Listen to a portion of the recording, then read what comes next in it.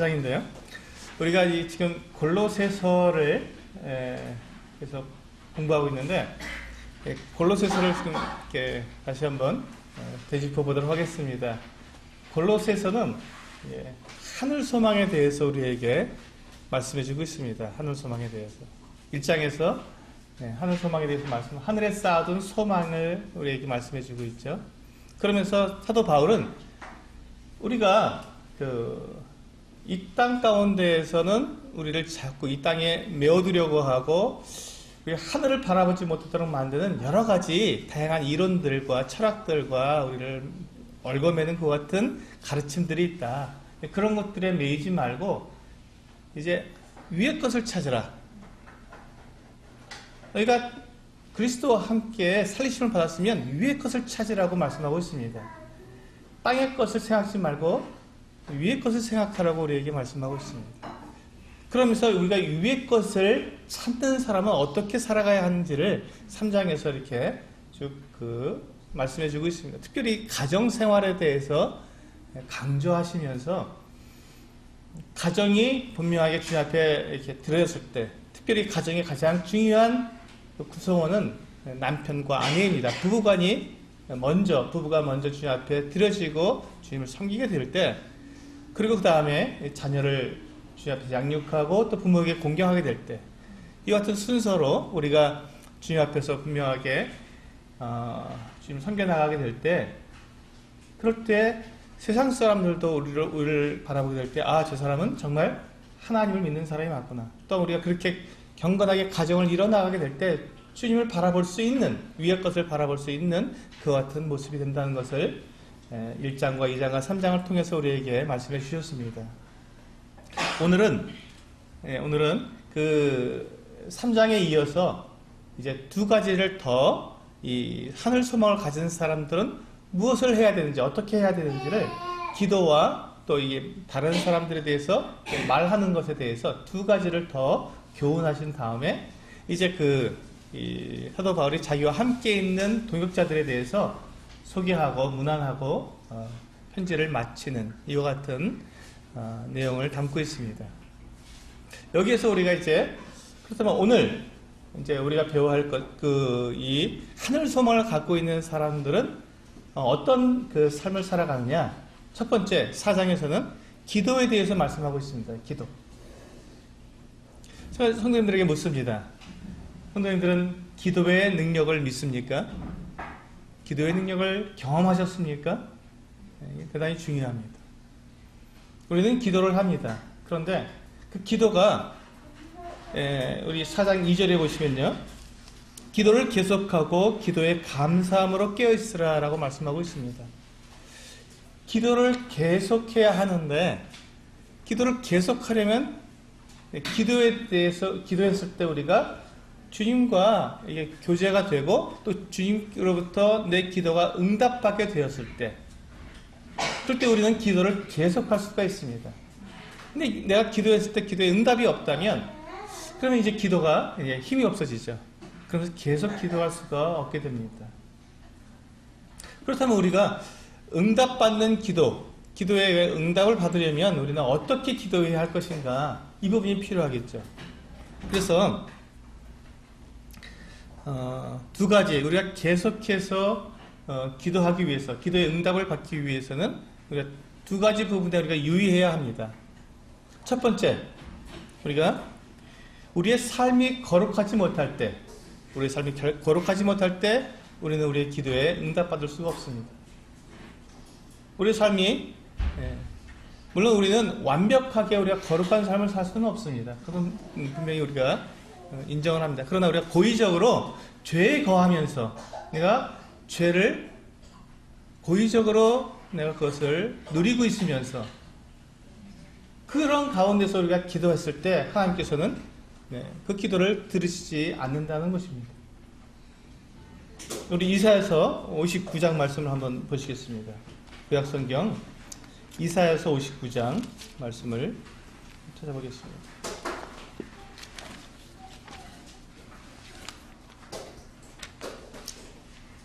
구약성경 이사야서 59장 1절과 2절 말씀을 보시면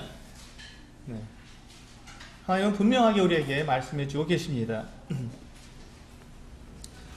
이사야서 59장 1절과 2절 우리 한 목소리로 같이 읽어보도록 하겠습니다. 이사야서 59장 1절과 2절입니다. 시작. 여호와의 손이 짧아 구원하지 못하심도 아니요 귀가 둔하여 듣지 못하심도 아니라 오직 너희 죄악이 너희와 너희 하나님 사이를 갈라놓았고 너희 죄가 그의 얼굴을 가리어서 너희에게서 듣지 않으시게 함이니라. 네. 하나님께서 분명하게 우리에게 말씀하고 계십니다. 우리의 죄악 때문에 하나님께서 우리의 기도를 듣지 않으신다고 분명히 말씀하고 계십니다. 내가 죄에 거하면서 내가 죄를 고의적으로 죄를 계속해서 짓고 있으면서 그런 가운데 내가 회개하지 않는 마음으로 내가 회개하지 않은 채 하나님께 기도하게 된다면 하나님께서 우리의 기도를 들으실 수 없다는 것입니다. 그래서 하나님께서 우리를 사랑하지 않으심도 아니고 하나님의 귀가 둔해서 못 듣는 것도 아니고 우리의 죄가 하나님과 우리 사이를 갈라놓았기 때문에 그래서 하나님께서 우리의 기도를 들으실 수가 없다는 것이죠. 그래서 우리가 우리의 삶이 정결하지 못할 때, 거룩하지 못할 때 우리는 계속해서 기도할 수가 없습니다. 기도를 해도 마치 하늘이 그 놋덩어리처럼 단단하게 이렇게 가로막혀 있는, 계속 기도는 하지만 기도가 공허하고 또 답답하고 또 기도에 아무런 능력이 나타나지 않는 그 같은 것을 경험하면서 기도가 열정이 식어가고 결국 기도를 계속하지 못하는 이와 같은 상태에 이르게 된다는 것입니다. 두 번째, 우리가 기도를 하지만 기도에서 우리가 기도를 계속하지 못하게 되는 그 이유가 하나님의 뜻대로 기도하지 않고 내 뜻대로 기도하게 될 때 우리는 기도를 계속할 수 없게 됩니다.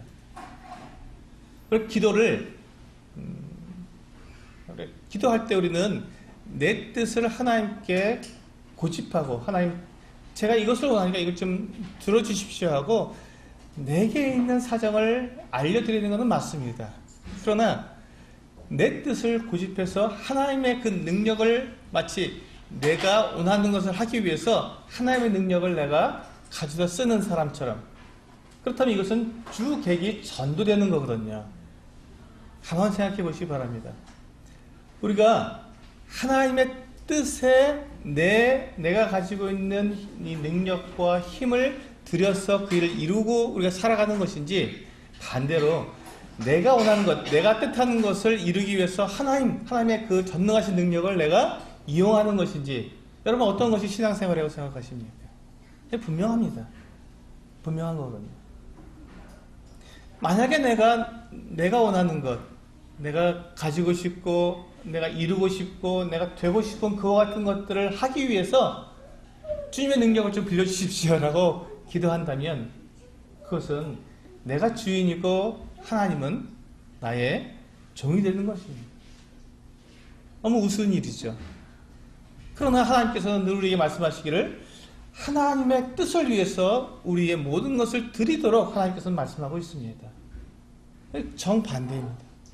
그래서 우리가 기도할 때 물론 나의 필요와 나의 어떤 도움을 하나님께 구하는 것은 맞습니다. 그러나 그와 같은 가운데서도 그것이 주님의 뜻이면 그렇게 역사해 달라고 우리는 주님 앞에 구할 뿐이지 내가 그것을 고집할 수 없다는 것입니다. 그리고 기도할 때 우리는 무엇을 기도 가운데서 우리는 발견하게 됩니까? 주님의 뜻을 발견하게 되는 것입니다. 주님의 뜻이 어디 있는지 우리는 기도 가운데 발견하게 되는 것이죠. 그래서 주님의 뜻을 발견하게 되었을 때 거기에 주님, 저와 같은 자가 주님의 뜻, 이 거룩하시고 이 위대하신 이 뜻에 제가 드려줄 수 있다면 주님 저를 써주십시오 하고 우리가 기도하는 것이, 그것이 바로 하나님의 뜻대로 하는 기도가 되는 것이죠. 이렇게 기도하게 될 때 우리는 그 기도 가운데에서 하나님의 능력을 우리가 경험하게 되고 기도의 능력을 경험하게 되면서 우리는 계속해서 기도할 수 있게 됩니다. 우리 다시 신약으로 돌아가셨어요. 요한복음 15장을 한번 열어보시면 좋겠습니다. 요한복음 15장입니다.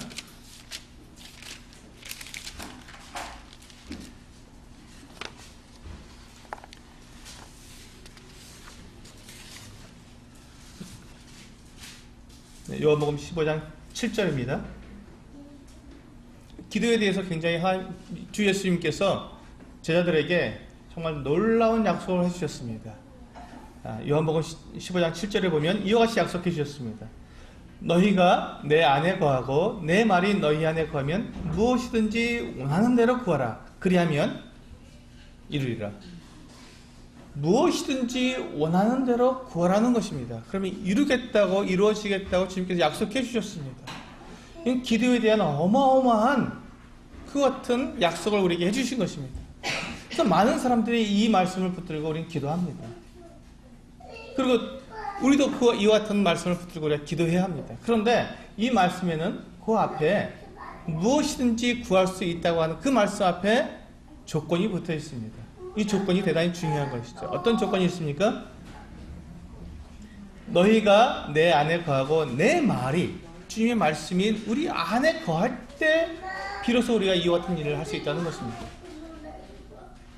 즉 우리가 기도할 때 내가 주님 안에 거한다는 것은 주님과 내가 하나가 될 뿐만 아니라 주의 말씀이 내 안에 거한다는 것은 주의 말씀이 나를 인도해 가신다는 것입니다. 내 삶의 전체를 이끌어 가신다는 뜻이죠. 즉 우리는 주님의 그 뜻, 주님께서 원하시는 그 주의 말씀에 따라서 우리가 기도할 수 있게 된다는 것입니다. 그 주님의 뜻을 위해서 우리가 기도하게 되는 것이죠.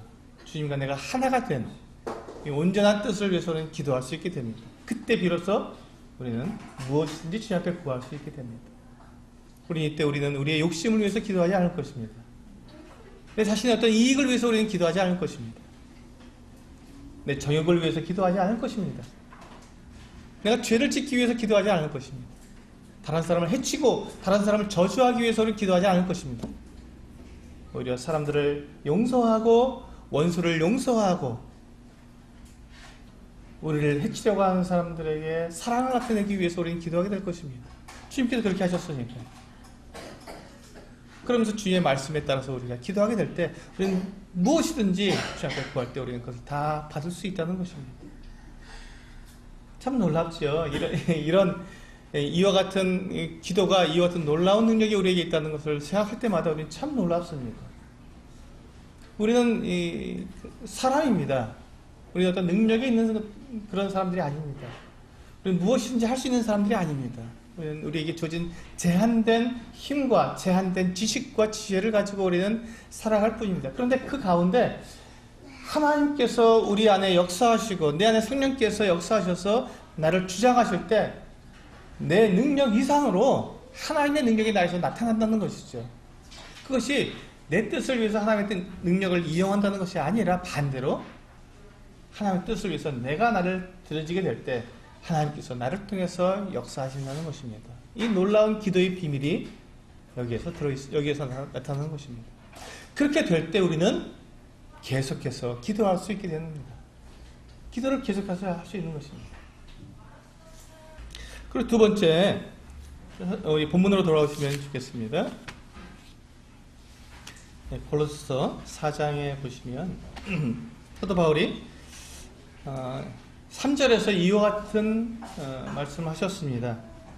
또한 우리를 위하여 기도하되 하나님이 전도할 문을 우리에게 열어주사 그리스도의 비밀을 말하게 하시기를 구하라. 내가 이 일 때문에 매임을 당하였노라.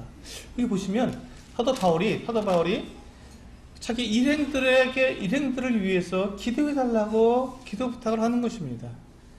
근데 이 그리스도의 비밀을 담대히 증거할 수 있도록, 복음을 잘 전할 수 있도록 전도 사역을 위해서 기도해달라는 것입니다. 여러분, 우리가 기도한 이와 같은 일들에서 우리는 기도에 동참해야 할 이유가 있습니다.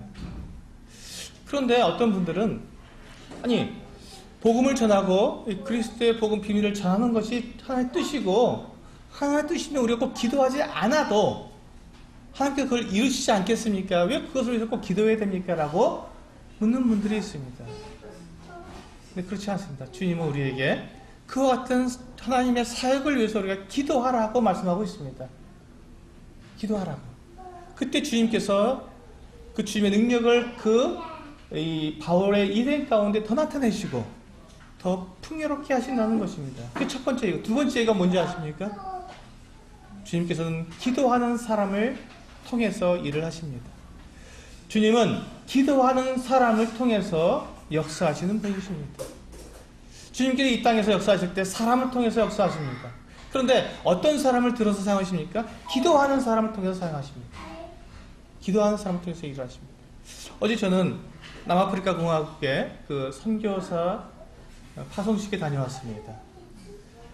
그 박상민 형제 또 길지원 자매 이 가정이 남아프리카 공화국에 이제 선교사로 파송이 됐는데 그 박상민 형제님이 주님으로부터 선교사를 이렇게 부르심을 받기까지 어떠한 그 과정을 겪었는지 간증을 쭉 들게 될 때 그분이 이와 같은 간증을 했습니다. 지금 남아프리카 공화국의 최문수 형제님이 지금 먼저 나가서 선교사로서 선교 활동을 하고 있습니다. 근데 그분이 그 남아프리카 공화국에서 이렇게 들어가서 선교 활동을 하면서 가장 먼저 느낀 게 뭐냐면 동역자의 필요였어요. 동역자. 또 나와 이 한 곳에 같이 이 선교사역을 같이 할 선교사를 보내달라고 요청을 했습니다. 근데 그 요청을 보고는 기도하기 시작했죠. 주님, 이 가정에 정말 이 남아프리카 공화국 정말 이 정치적으로 사회적으로 불안정하고 너무 힘든 이 곳에 위험한 곳에 이 가정을 보내셔서 이렇게 놀라운 일을 이루시고 계신데 여기에 동역자가 필요하다고 합니다. 누군가를 좀 보내주십시오 하고 계속 기도한 거예요. 그러면서 이 형제는 자기가 이제 그 물질로 계속 이렇게 동역을 하고 있었고 그런 가운데 주님께서 이 형제가 자기도 이게 그 남아프리카 공화국을 위해서 기도하고 있는 사이에 형제에게 계속해서 하나님께서는 말씀을 통해서 도전을 하시는 것입니다. 정말 이 땅을 위해서 사는 것이 네 삶에 정말 참 가치가 있느냐? 주님의 나라를 위해서 네가 너 자신을 드리는 것이 더 가치 있는 삶이 아니겠느냐 하는 것을 계속 도전한 거예요. 이 형제가 이제 정말 굉장히 큰 연봉을 받았더라고요. 그런 것들을 다 버리고 선교 훈련을 받으러 가서 선교 훈련을 다 받고 또 그 가운데서 주님의 또 이렇게 역사하심을 경험하면서 몇 년 동안 선교 훈련을 받았습니다. 그 선교 훈련을 다 끝낼 때쯤 주님께서 그 형제를 남아프리카 공화국으로 보내시는 것을 간증을 하더라고요. 자기는 남아프리카 공화국의 동역자가 누군가가 가기를 위해서 기도했는데 기도한 그 사람을 주님께서는 불러 사용하시는 것이죠. 주님께서 사람을 사용하실 때는 그냥 아무 준비가 안 되어 있는 사람을 불러 쓰시는 것이 아닙니다. 주님께서는 기도하는 그 사람, 주님의 뜻을 구하고 있는 그 사람, 준비되어 있는 그 사람을 주님께서 들어서 사용하시는 것이죠. 그래서 주님은 이 바울이 복음을 전하는 그 일을 위해서 기도하라고 하는 것입니다. 그러면 이 뒤에 보시면 이제 동역자들이 나오는데 그 수많은 동역자들이 그렇게 이 바울을 위해서 기도하다가 동역자가 되어서 함께 복음을 전하는 자들이 되었거든요. 얼마나 놀라운 일입니까? 그래서 이 골로새 성도들에게도 우리를 위해서 기도해라. 우리를 위해서 기도해주라. 그리스도의 복음을 담대히 전할 수 있도록 기도해 달라고 부탁하는 것입니다.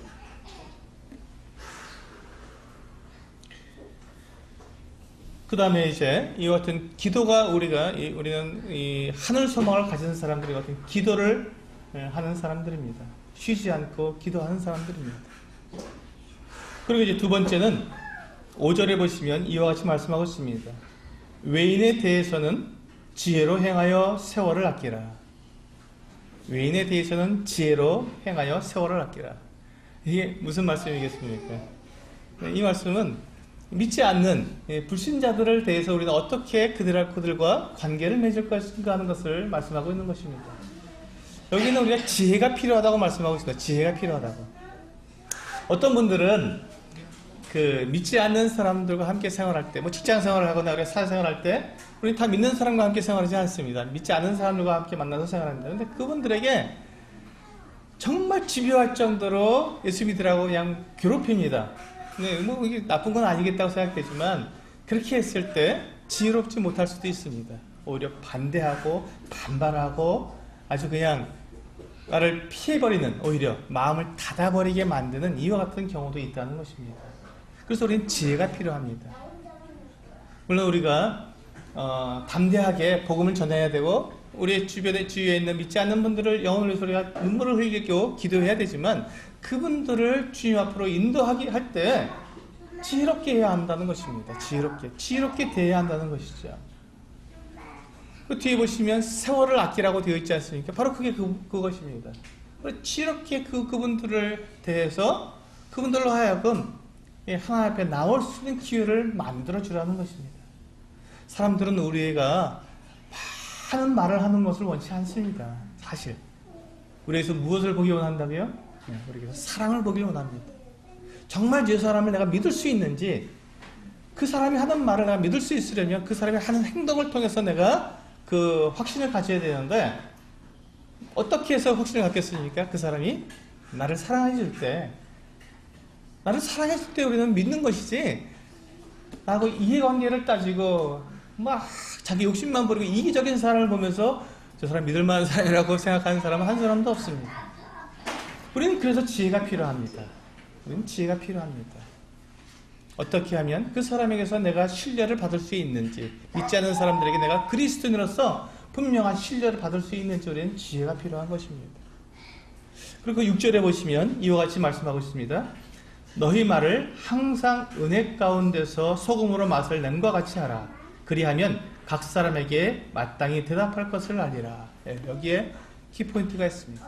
사람들은 우리의 말에 굉장히 귀를 기울이고 듣습니다. 저 사람이 무슨 말을 하나. 그런데 자기가 정말 해야 할 정직하고 사랑이 담기고 이렇게 그 은혜로운 말을 하지는 않고 그냥 교회 나가라, 같이 교회 가자, 예수 믿어야 된다고 계속 그 말만 하고 있으면 그 말이 은혜롭게 들리지 않는다는 것입니다. 그 말은 참 은혜로운 말이고 정말 귀한 말이지만, 정말 생명을 살리는 말이지만 그 말이 사람들에게 영향을 끼치지 못한다는 것이죠. 그래서 우리는 말을 할 때 은혜롭게, 은혜 가운데서 소금으로 맛을 냄과 같이 해야 한다는 것입니다.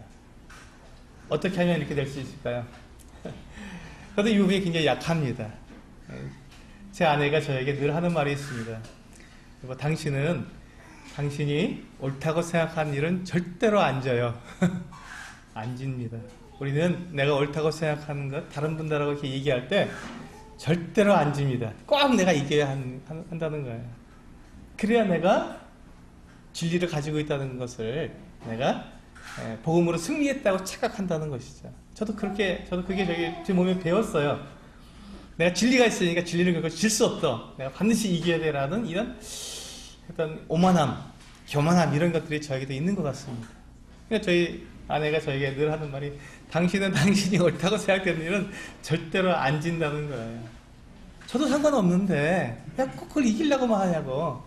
그러다 보면 우리가 말로는 이겼는데 마음은 얻지 못하는, 말로는 이겼는데 마음은 잃어버리게 되는, 그래서 영혼을 잃어버리잖아요. 우리가 왜 말로 이기려고 합니까? 영혼을 얻으려고 하는 거거든요. 진리를 좀 알아라 라고 우리가 해주고 싶은 건데 오히려 그 말을 내가 말로 이김으로써 상대방의 마음을 닫아버리고 상처를 주고 내가 교만하고 오만한 사람으로 비치게 된다면, 자기밖에 모르는 사람으로 비치게 된다면 영혼을 잃어버릴 수도 있다는 것입니다. 여기서 지혜가 필요한 거죠. 언제 져줘야 되는지, 언제 우리가 이겨야 되는지는 여기서 우리가 지혜가 필요합니다. 이때 우리 주님께 구해야 합니다. 정말 이거는 너무 예민한 거기 때문에 우리는 이렇게 일반화시킬 수는 없습니다. 그래서 우리는 기도해야 합니다. 주님이 그때 합당하게 우리에게 지혜를 주시도록 정말로 우리는 깨어서 기도해야 합니다. 주님, 제가 이분에게 어떻게 말을 해야 할까요? 제가 아까 말씀드린 것처럼 기차에서 그분에게 말씀드릴 때도 주님 앞에 계속 물으면서 제가 그분과 교제를 했습니다. 그렇지 않으면 제가 그분의 마음을 다치게 할 수도 있고 또 제가 분명한 복음을 전하지 못할 수도 있기 때문에 계속 주님과 긴밀한 교제를 나누면서 기도하면서, 그렇게 무시를 기도하면서 그렇게 그분과 대화를 나눈 것입니다. 그와 같은 지혜가 필요합니다.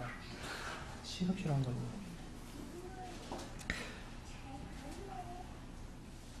그래서 우리는 지혜롭게 말을 해야 되고 외인에 대해서 분명하게 우리가 은혜롭게 말을 할 때 우리는 영혼을 얻을 수가 있을 것입니다.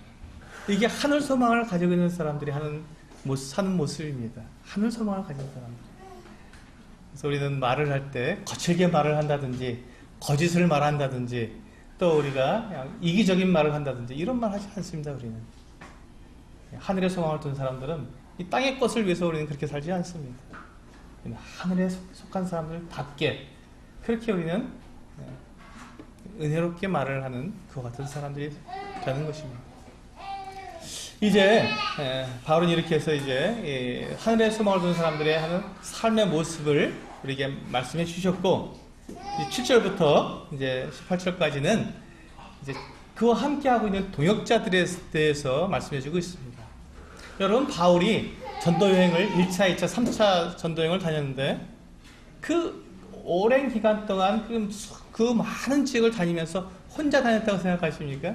네, 그렇지 않습니다. 절대 혼자 다니지 않았습니다. 여기 오늘 이 말씀에도 여러 명의 동역자들이 있습니다. 바울은 많은 동역자들이 함께 동역을 했습니다. 그분들의 이름을 다 쓸 수 없기 때문에 누가가 사도행전에서 보면 누가가 이 바울을 중심으로 해서 이렇게 기록했기 때문에 바울이 어떻게 했는가 하는 이와 같은 부분들이 나와 있어서 바울만 부각돼서 그렇지 거기는 수많은 사람들이 함께 있었어요. 누가 본인도 함께 있었지 않습니까? 그걸 다 보고 듣고 거기서 경험한 것을 기록했기 때문에 누가도 그거 함께 있었거든요. 이와 같이 거기에는 바울 일행은 참 많은 사람들이 함께 했던 것을 우리는 알 수 있습니다. 근데 이 동역자들이 바울은 이 동역자들에서 결코 무시하거나 가볍게 여기지 않았습니다. 동역자를 매우 그는 소중히 여겼고 존중했습니다. 바울의 그 같은 생각은 어디에서 나오냐면 이 교회가 과연 무엇인가에 대한 교회관에서 나옵니다. 여러분, 교회는 무엇입니까? 그리스도의 몸입니다. 그러면 이 성도들은 무엇입니까? 몸의 한 지체들입니다. 우리 몸에서 어떤 지체가 필요 없는 지체가 무엇이 있겠습니까? 여러분, 제 새끼손가락 하나가 필요 없다고 이거 별로 쓰지 않으니까 이거 없애버리면 어떻습니까? 끔찍하죠. 있을 수가 없는 일입니다. 눈 2개 있으니까 눈 2개 중에 하나 빼면 되지. 어리석은 것이죠. 이가 우리 많지 않습니까? 많은 이가 있는데 이 중에 하나 빠져도 상관없지 않습니까? 그렇지 않습니다. 그럼 우리 눈에 보이지 않는 우리 내장기관들, 눈에 보이도 않고 만지지도 않는데 어떻게 일하는지도 모르는데 내장기관 중에 하나 없으면 어떻겠습니까? 그건 생명과 직결됩니다. 오히려 내장기관은 생명과 직결됩니다. 우리 몸의 그 각 지체들은 보이든 보이지 않든 잘 쓰이는 것든 잘 쓰이지 않든 머리카락 하나까지도 우리에게 다 소중하지 않습니까? 뭐 하나 우리에게는 부족한 것들이 없어도 되는 그런 것들이 없습니다. 다 필요한 것입니다. 하나님 소리해 주셨기 때문에. 그렇기 때문에 바울이 바로 그렇기 때문에 그와 같은 교회는 그리스도의 몸이요, 성도들은 그 몸의 각 지체들이기 때문에 누구 하나 불필요한 분이 없기 때문에 바울은 그와 같은 교회관이 있었기 때문에 교회를 그와 같이 바라봤기 때문에 그 동역자들에 대해서 분명하게 아끼고 사랑하고 존경하고 위하고 그를 돌봤다는 것을 우리는 알 수가 있습니다. 그래서 여기 보시면 두기고라는 사람이 나옵니다. 7절에 보면 이 두기고와 그 다음에 나는 오네시모라는 사람은 지금 이 골로새서를 가지고 이 사도 바울로부터 이 골로새로 보냄을 받은 그 같은 사람들처럼 보입니다.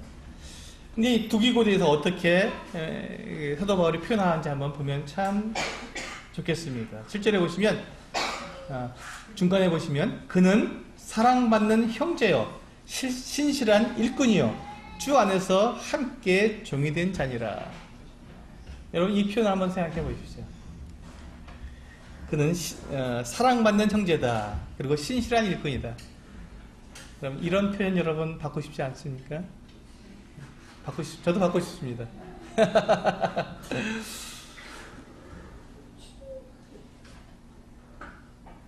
그리고 9절을 보시면요, 이 오네시모라는 사람이 나옵니다. 이 오네시모에 대해서 뭐라고 말씀하고 있냐면 신실하고 사랑을 받는 형제다라고 표현하고 있습니다. 근데 이 오네시모는 나중에 제가 다음번 제가 말씀 시간에 이제 빌레몬서를 이제 제가 말씀드릴 텐데, 이 빌레몬서에 나오는 이 사람입니다. 이 오네시모는 이 빌레몬이라는 사람이 이 골로새 교회의 장로였는데, 이 빌레몬의 노예였던 것 같습니다. 근데 이 오네시모가 이 자기 주인인 빌레몬에게 큰 손해를 끼치고 도망쳐버린 거예요. 도망친 노예입니다. 근데 이 오네시모가 빌레몬에게서 도망친 다음에 어떻게 내가 로마까지 오게 돼서 로마에서 이 바울을 만난 것입니다. 아마 이게 붙잡혔을지도 모릅니다. 지금 감옥에 함께 갇혔을지도 모릅니다. 그런데 어떻게 됐는지 모르지만 이 로마에서 이 바울을 만난 거예요. 오네시모가. 그런데 이 사람은 도망친 노예 아닙니까? 이 도망친 노예가 바울에게는 어떤 사람이었냐면, 이 보시기 바랍니다. 신실하고 사랑을 받는 형제라고 말하고 있습니다. 신실하고 사랑을 받는 형제다. 그는 도망친 노예가 아니라 이제는 사랑받는 형제라고 바울은 이야기하고 있습니다. 다음번에 이제 우리 빌레몬서에 보면 그는 나의 신복이다라고 바울이 말하고, 신복이다. 오네시모를 신복이라고 말해요. 얼마나 오네시모의 그 변화가 얼마나 컸으면, 얼마나 충성스럽게 주님을 생겼으면, 그는 내 신복이다. 그를 내가 내 곁에 두고 싶다. 빌레몬에게 그렇게 말을 하고 있는 것입니다. 정말 놀라운 일입니다. 그 사람이 바로 이 오네시모예요. 근데 그 오네시모가 내 곁에 있다라고 이야기하고 있는 것입니다. 여러분, 과거에 우리가 어떤 삶을 살았든지 그 중요한 것이 아닙니다. 우리가 예수 그리스도를 만났을 때 우리는 어떤 사람으로 변화하느냐, 이것이 중요한 것이죠. 그리스도께서 우리를 받아서 우리가 교회 안에서 어떤 사람으로 사용하시냐, 이게 중요한 것이지, 과거에 우리가 어떤 사람이냐는 주님 앞에서 그렇게 중요한 일이 아닙니다. 또 앞으로 보시겠지만, 또 보시겠습니다. 오네시모 봤죠? 그 다음에 10절에 보시면 아리스다고가 있습니다. 근데 이 사람은 어떻게 되어 있냐면 나와 함께 갇힌 아리스다고라고 되어 있습니다. 사도행전에 보시면 이 아리스다고가 이 데살로니가 사람입니다. 데살로니가 사람이었는데, 이 사람이 이제 그 에베소에서 바울과 함께 있을 때, 에베소에서 그 은장식이었던 데메드리오가 이제 바울이 이제 막 그 우상을 섬기지 말라고, 우상은 신이 아니다 이렇게 가르치니까 그게 화가 났습니다.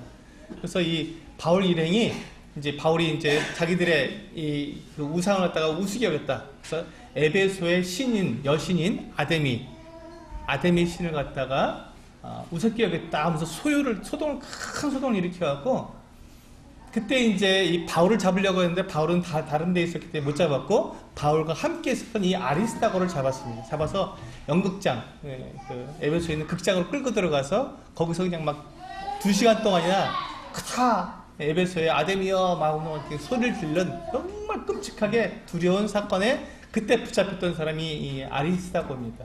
근데 이 아리스다고가 그때부터 이 바울과 함께 여행을 했거든요. 함께 여행을 하다가 지금 어디까지요? 로마까지 와서 함께 있는 거야. 참 놀라운 일 아닙니까?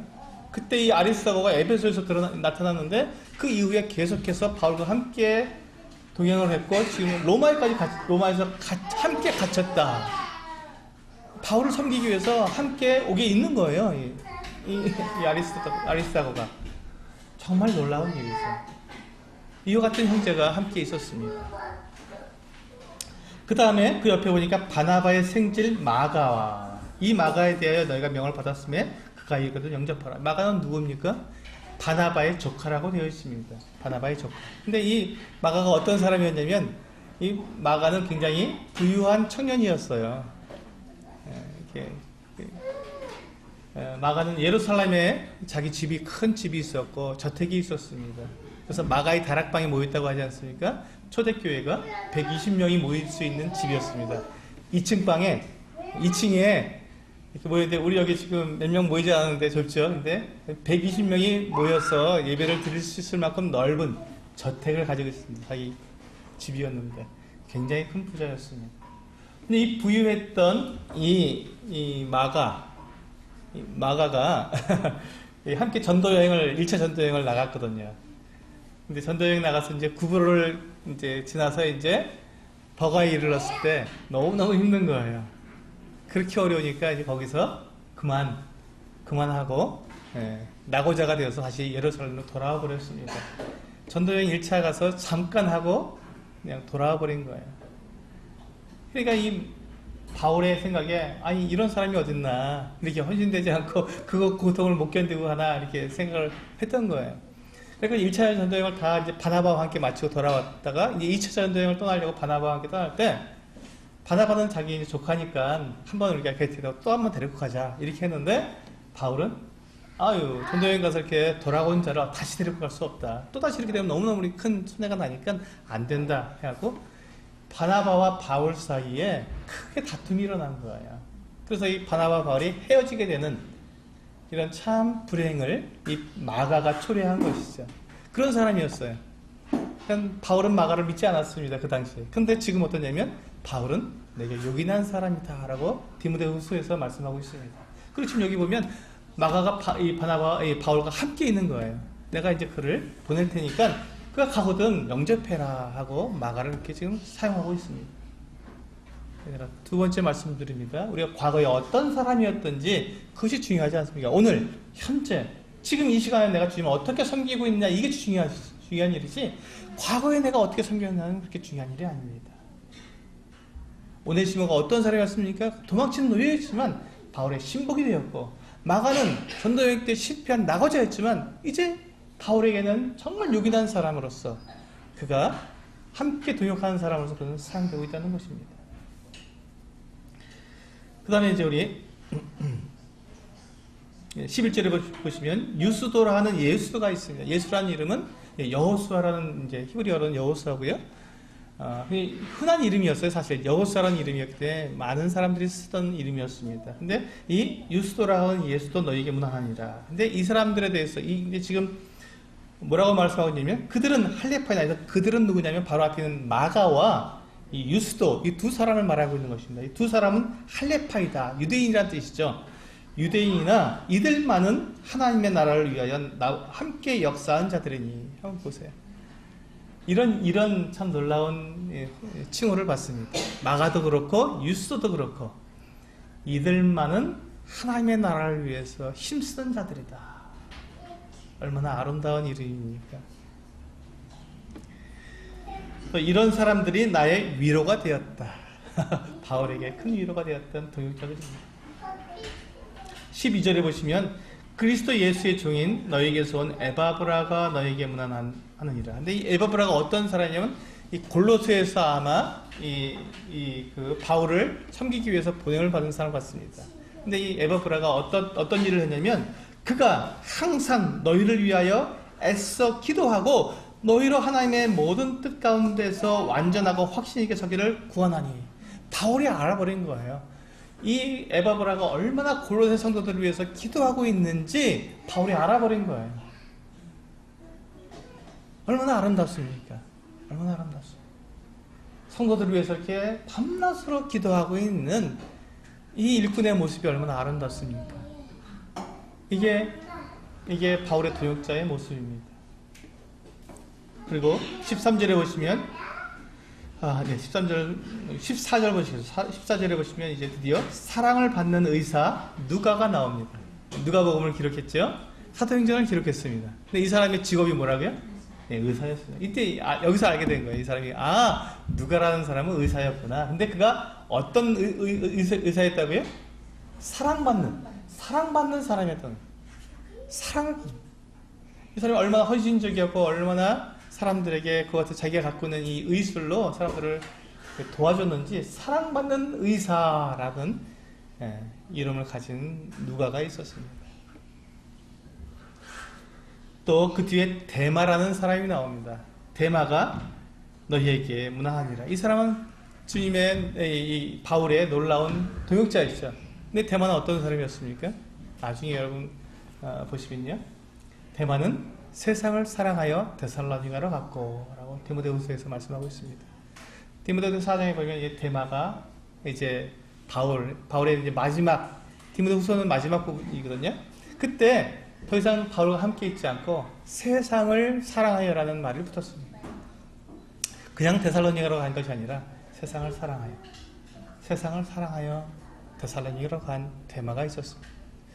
여러분, 데마는 정말로 바울과 함께 놀라운 이 복음 사역을 했던, 이 전도 사역을 했던 놀라운 동역자였습니다.